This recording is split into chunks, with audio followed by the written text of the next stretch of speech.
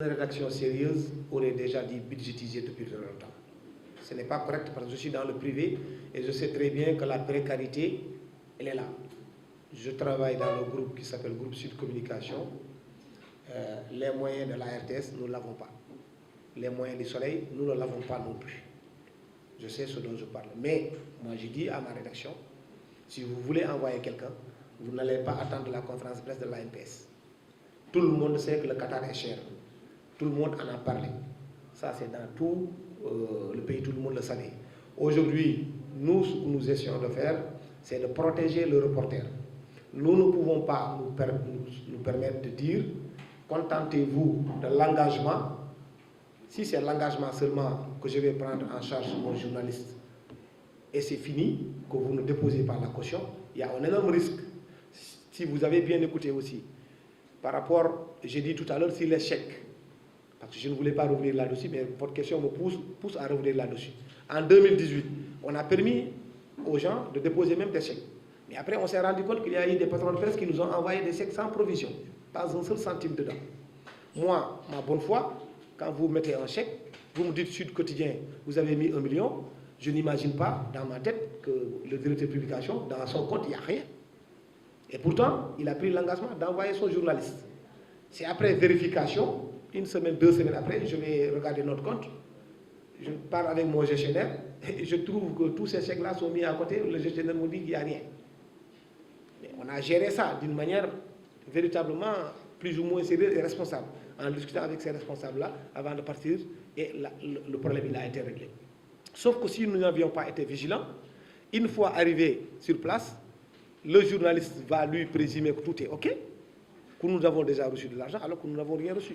Les 1,5 million, si l'organe de presse les dépose, une fois quand même que vous arrivez au Qatar, ce que vous êtes sûr et certain, s'il vous promet, par exemple, je vais vous envoyer le restant, par exemple 2 millions supplémentaires à partir du deuxième tour, s'il ne vous l'envoie pas, au moins vous êtes sûr quand même qu'avec 1,5 million, vous pouvez avoir de quoi payer votre hébergement au premier tour. Au moins. C'est une garantie que nous faisons encore pour le reporter. Parce que je parle sous le contrôle de beaucoup de gens qui ont l'habitude de partir avec l'ANPS, beaucoup de journalistes maintenant, même s'il y en a certains qui sont relativement jeunes, ils ont fait 2 cannes ou 3 cannes.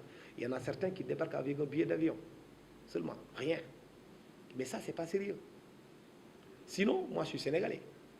Je ne te laisserai jamais passer la nuit d'or. Qu'est-ce que je fais? Je prends mon propre argent, tu vas voir Salif, il te donne 10 000, tu vas voir Adjabité, il te donne 50 000, tu vas voir quelqu'un d'autre, il te donne... C'est comme ça. Il y a des gens qui l'acceptent. Ce que nous faisons, c'est de protéger d'abord le reporter.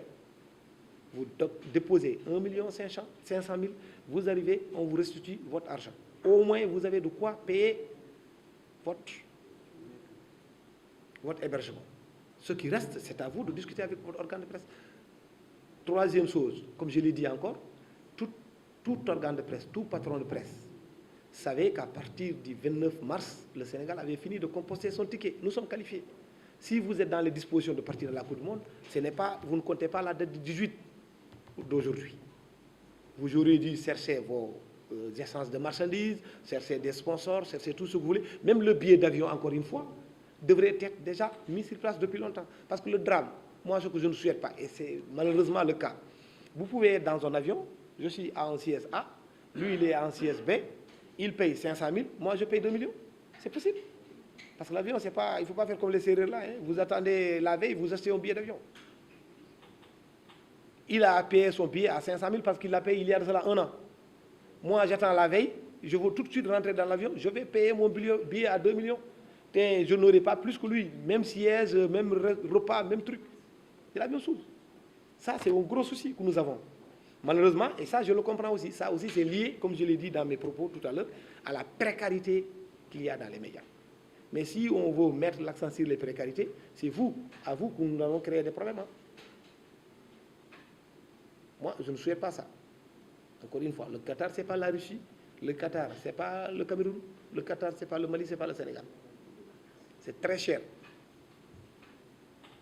Donc, il faut que les gens prennent leurs dispositions nécessaires pour mettre leurs journalistes dans d'excellentes conditions de performance.